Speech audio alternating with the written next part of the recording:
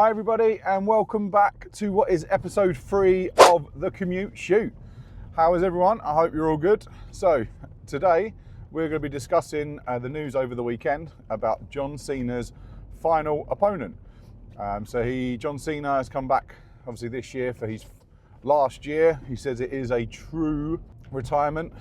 He is not going to do the usual wrestling retirement, which is they retire, they come back, they retire, they come back, they retire, they come back.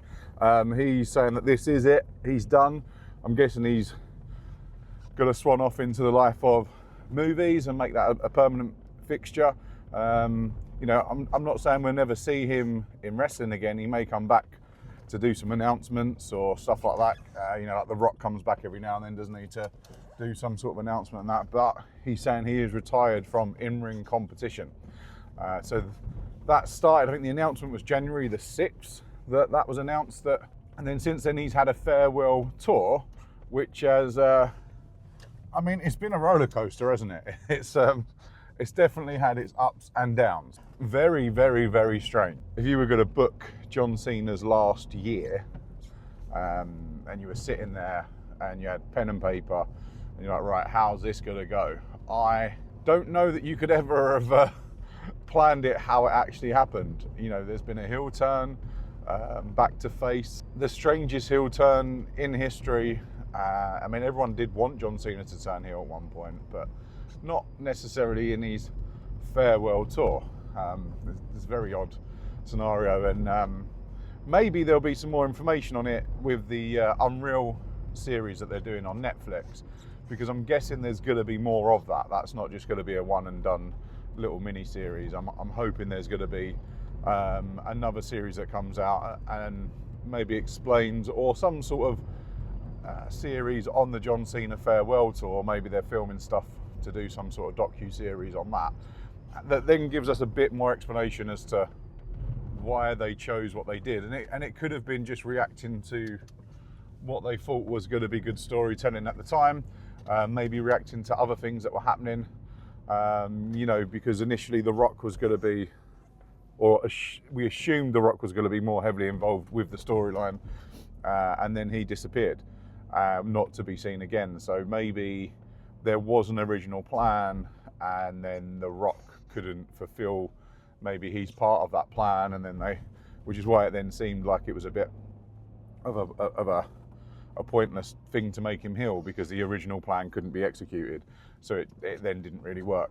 And it could have been stuff like that. And hopefully if there is an Unreal series or a docu-series on the last year of John Cena, we'll see the reasons for that, and it will kind of make sense then, and we'll watch it and go, oh, okay, that's logical. But without something like that, it just looks like, it just seems very half-assed approach to what they've done, and doesn't really make sense.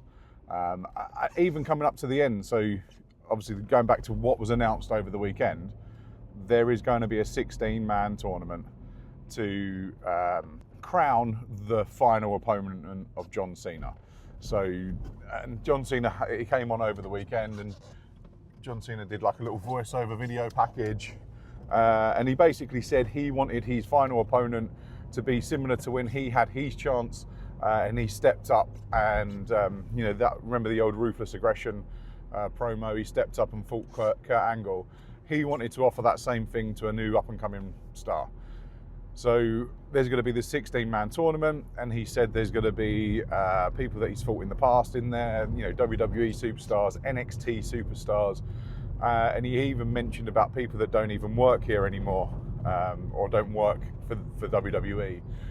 Probably hinting at TNA superstars, I would have thought.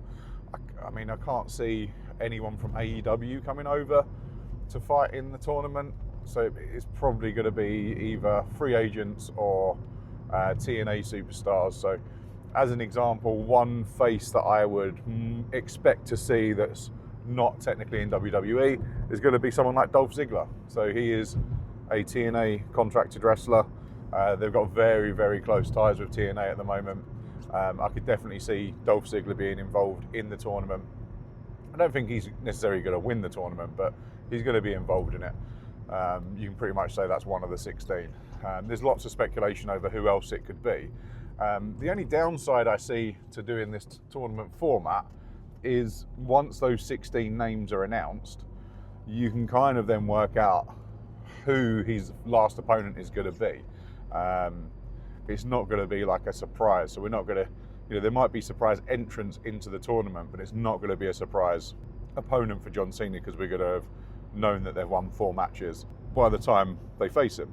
This seems to be done because it's all for Saturday night's main event, so this seems purposely driven to, for ratings on there. I think from what I can see, the 16-man tournament starts on the 10th of November, which is a couple of weeks' time, or less than a couple of weeks' time, which I think is for another Saturday. Well, no, the 10th of November is on a Monday. Yeah, it's on a Monday, so it must be starting on Raw, and then building up for that Saturday night's main event. So it depends who's going to be in it and who's going to win. It might be a good tournament to watch just because there may be some unannounced people, that we don't know who they're going to be, and then you get that surprise of them coming in. But leading to the match with Cena, we're going to know who it is. Maybe that would have been a bit more of a shock if they just kind of said it's an open tournament or an open last match and someone randomly then comes out. I don't know. I mean, it's not how I sort of saw the end going from what had happened so far. I actually thought there was going to be some sort of comeback from the SummerSlam match with Brock Lesnar. I thought, because Brock Lesnar that match with Brock Lesnar on SummerSlam was very reminiscent of the SummerSlam match they had. I think it was 2016, that kind of era, where Brock Lesnar just annihilated John Cena, and they kind of like replayed that as a greatest hits. And I thought then when that was happening, okay, this is going to build to something. And I thought the last match was going to be John Cena and Brock Lesnar again. This time with Brock Lesnar, or John Cena rather, having to climb that mountain and finally beat Brock Lesnar rather than just getting dominated. And I thought it would be a great way of bringing other people back in, so you could have this kind of match where Brock Lesnar is annihilating John Cena. Maybe it's going to be like a no holds barred match or something like that, where there's no disqualifications. And then we see, kind of in a similar fashion to how the WrestleMania main event went with Cody and Roman, where we see lots of people come in to try and help, to try and get Cody to win. The same thing happening to try and defeat Brock Lesnar. Because one, it would still keep Brock Lesnar looking really strong, because yes, he lost, but it took 5 or 6 guys to do it, and it would give you the nostalgia of people from John Cena's past coming in to help him beat Brock Lesnar finally, rather than him just getting completely wiped out. So that's kind of what I had a little thought on what may happen. Just thought it might make good TV as well, with all of the people coming back, and be a bit of an excitement for that last match. But it looks like they never had any more plans for another Brock Lesnar match. Brock Lesnar now, by all accounts, from looking at some of the stuff I saw, where Paul Heyman was there and you had the bronze in the background, that there is something happening with the vision-wise. Maybe Brock Lesnar is going to become the new head of that. Something's happening there. Which I don't really understand it. I'm not really sure why Brock is back in the WWE after all the controversy and everything that's happened. You'd think WWE would kind of stay clear. I kind of understood the SummerSlam. If John Cena's requested that he wanted to have him in his last run, I get it, bring him back for the one match. That's even why I thought that match was on first, as bring Brock Lesnar in. They have the match, and then he goes and gets him out of there, out of the locker room, out of that area, just because of, I don't know how the other superstars feel about it. But it's just a strange one, because usually WWE, any kind of controversy, and WWE just distances themselves from that. They don't want that person, I can remember even Hulk Hogan in the past, when he had some controversial issues, and he was removed from their Legends part on the website and just completely erased almost by WWE for a good few years. Yeah, I mean, it is what it is. I don't really, I don't know if anyone's guilty of anything. It's all still going through courts and stuff, but it just seems odd that WWE wouldn't distance themselves from it.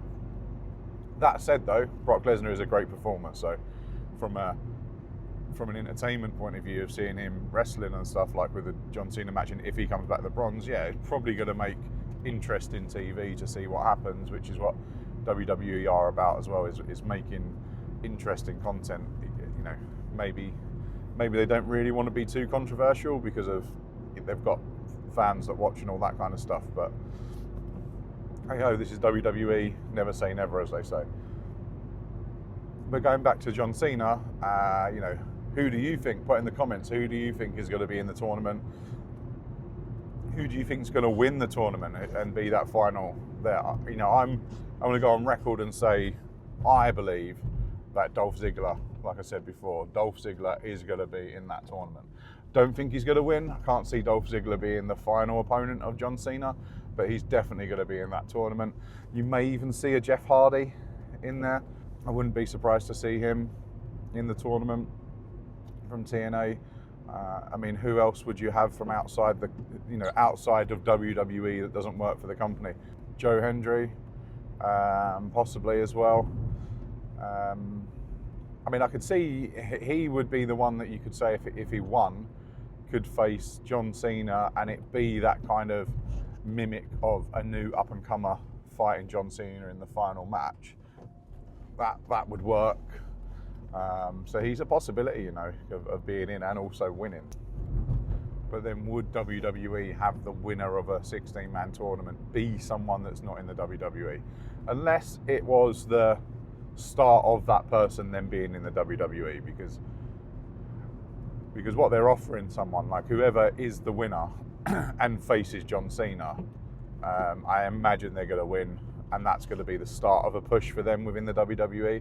So even if it's someone from outside the WWE that is coming in, like i.e. from TNA, it must mean that they're starting a contract with WWE and then coming onto the program. And I don't think they would waste the rub, so to speak, of someone beating John Cena in his final match to then be on another company's show and not be utilised in the WWE. So yeah, we'll see what happens. But like I said, in the comments, put who you think is going to be in the tournament, any surprise entrants, and who you think is going to win. It'd be interesting to see what other people think before that is announced on, like I said, I think it's the 10th that it's being announced, or the brackets, or the first round of the tournaments. But anyway, this has been today's Commute Shoot, which is Monday the 3rd of November. I hope everyone has a great day, a great week. It's just the start of the week. I'm off to the gym. And keep safe, everyone. Have fun. See you later. Goodbye.